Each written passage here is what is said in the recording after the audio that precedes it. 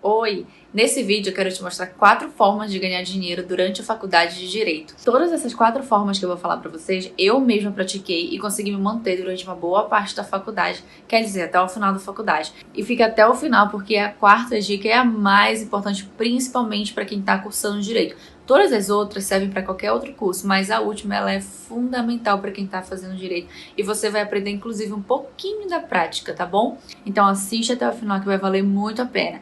DJ, toca a vinheta!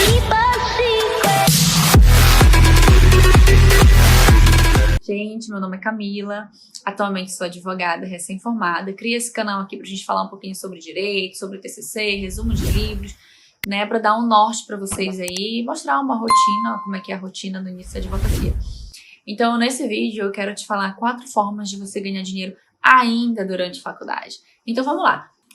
A primeira forma, e foi inclusive como eu comecei, é você aprender como formatar trabalhos. A BNT, ali, vai no simples mesmo, que durante a faculdade a gente faz muito trabalho que o professor pede, aqueles trabalhinhos de 2, 3, 5 laudas, e esses trabalhos eles são fáceis. Só que as pessoas, a maioria delas, principalmente se você estuda à noite, a maioria dos seus colegas, eles trabalham, eles já têm um trabalho. Então, eles têm muito pouco, ou é muito ou é pouco, né? Enfim, eles têm pouco tempo de fazer trabalho, enfim, de se dedicar um pouquinho mais para a faculdade. Então, você sabendo formatar um trabalho, e é muito simples, tá? Não é difícil formatar trabalho, é uma questão de prática. Eu, no começo, me enrolava um pouquinho, errava um pouquinho aqui, errava um pouquinho ali, mas depois você já bate o olho e você aprende a fazer isso. Então, aqui no YouTube mesmo, até aqui no canal, futuramente vai ter uns vídeos ensinando como você formatar trabalho, TCC e tudo isso. Então, no começo da faculdade, aprende a formatar trabalho e ganha dinheiro com isso. Foi assim que eu comecei a ganhar dinheiro. No início, né, como eu não sabia muita coisa, eu era besta, inocente, então eu cobrava, assim, R$ 20 para fazer um trabalho ali de 2 laudas, 3, né, para formatar, ajudar a pessoa a pesquisar. E aí eu ganhava meu dinheirinho. Aí eu comecei fazendo comprar uma pessoa, ela me indicou, gostava muito do que eu fazia, e me indicava várias outras pessoas, e aí quando eu vi, eu já tinha 5 para eu fazer, né? Então de 20, você converte 20, 2 horas depois. eu já ganhava R$ 100. Então era um dinheiro fácil, vinha R$ 100 pra mim de uma maneira muito fácil. E aí, como ela vinha me indicando pessoas, e eu tava sempre fazendo trabalho, então eu aprendi a fazer isso de uma forma muito rápida.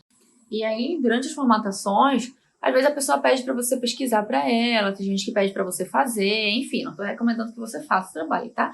Tô recomendando que você formate, que você pesquise, ajude a fazer, e aí você consegue ganhar uma grana boa.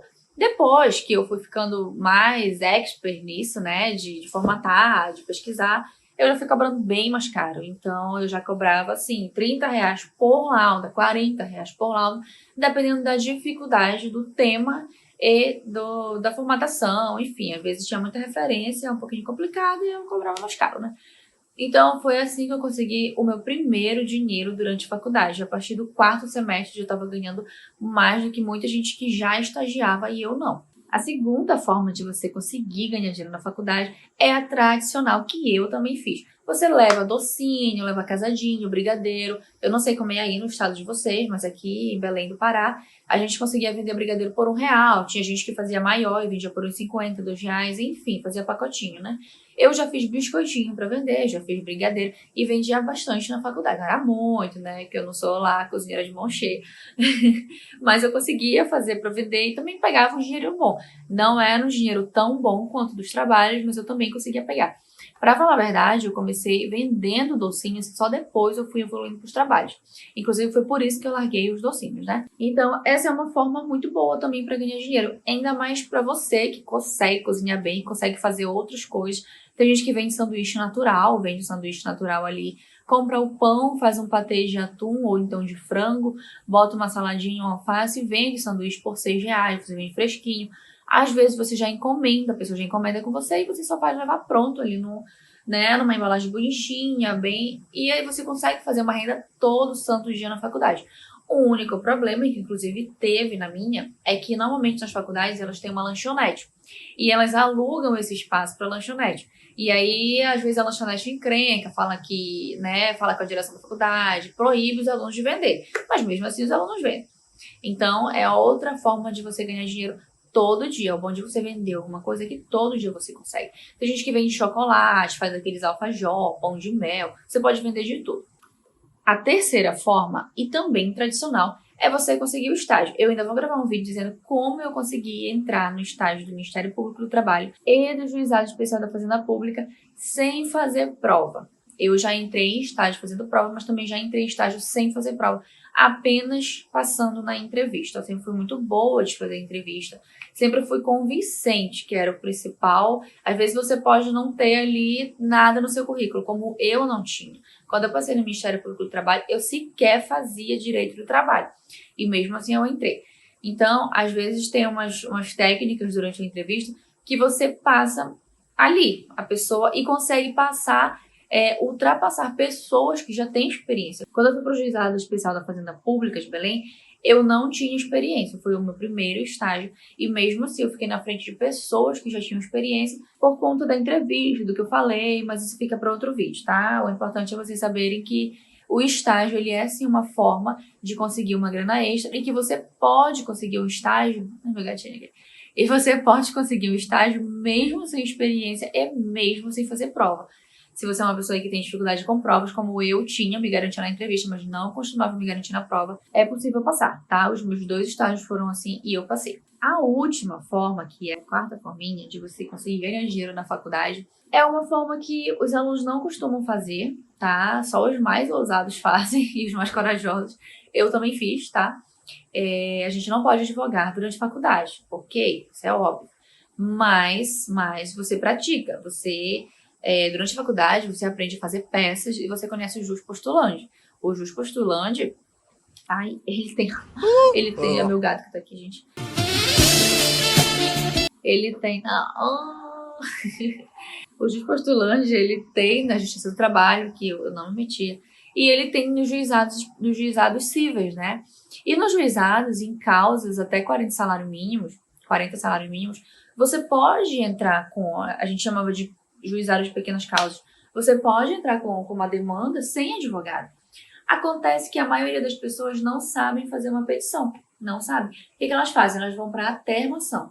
A termação é quando você tem um problema, você tem as provas, você tem o caso, você chega no juizado, relata, né, pro servidor lá o que aconteceu e ela aterma, ou seja, ela reduz a termo o que você falou e dá entrada no processo. Só que eu não sei se você já parou para pegar uma termação, é muito simples, gente. Por exemplo, eu comprei um celular e ele deu problema com um mês, aconteceu isso, eu fui na assistência, não. A mulher vai escrever assim: fulana relata que foi comprar um celular no dia tal, no tal.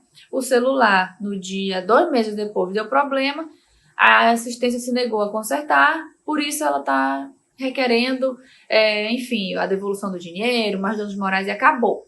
É ali 10 linhas no máximo. E ela coloca as provas. Pronto, o juiz já sabe que foi um servidor que fez, é padrão, mas ela não colocou o seu direito, ela não colocou artigo, ela não colocou situações especiais que podem ter acontecido durante, né, esse estresse que você sofreu, que podem inclusive gerar danos morais. Enfim, é uma coisa assim bem reduzida mesmo e não é legal. Você, como estudante de direito, exímio estudante que você é, o que você pode fazer? Você faz a petição, você elabora. Eu fazia isso só para minha família, tá? Já fiz para minha mãe, já fiz para minha irmã durante a faculdade. Eu elaborava a petição, fazia uma petição muito bonita, muito assim, prática, do jeito que o juiz gosta de ler. Você não precisa fazer uma petição de, sei lá, 40 páginas, não precisa. Faz uma coisa simples, mas fundamenta. Eu gostava muito de colocar argumentos lógicos, sabe? Aquele que fica difícil o juiz dizer, realmente, não dá pra... Então, eu fazia isso. Eu já entrei durante a faculdade com 2 processos para minha mãe. Todos 2 foram processos contra empresas de telefonia. Questão de o celular dela quebrava, depois de 2 meses, na garantia, a assistência se negava a consertar. E aí, o que a gente fazia? Entrava no processo. Aí, eu fazia a petição para ela ela mesma levava no juizado, as servidoras achavam ótimo, inclusive, porque elas não tinham que ter o trabalho de fazer. Elas liam a petição e falavam, nossa, quem fez a petição ficou muito boa, não sei o que e tal. Maravilha, queria que todo mundo fizesse isso. Claro, né, porque é menos trabalho, a gente sabe que é muita gente que faz essas afirmações lá. Então eu fazia isso. Pra minha mãe eu não cobrava, obviamente. Poderia cobrar? Poderia. Mas o que eu fazia? Nesses casos, a minha mãe sempre conseguiu fazer acordo. Tá? As operadoras não, as empresas de telefonia, né, entravam em contato, mandavam os advogados entrarem em contato direto com o autor, que no caso era minha mãe, e negociavam. Então, eu sempre pedia dano moral justamente pro valor da negociação ser mais alto. Porque se eu pedir só o valor do aparelho, eles nem iam negociar comigo. Então, eu pedia assim, tipo, 10 mil reais o valor total da causa. E aí, as advogadas ligavam para minha mãe, e aí ela negociava e conseguia fechar em 3.500, 4 mil reais. Aí, o que eu fazia? Ficava com 40%.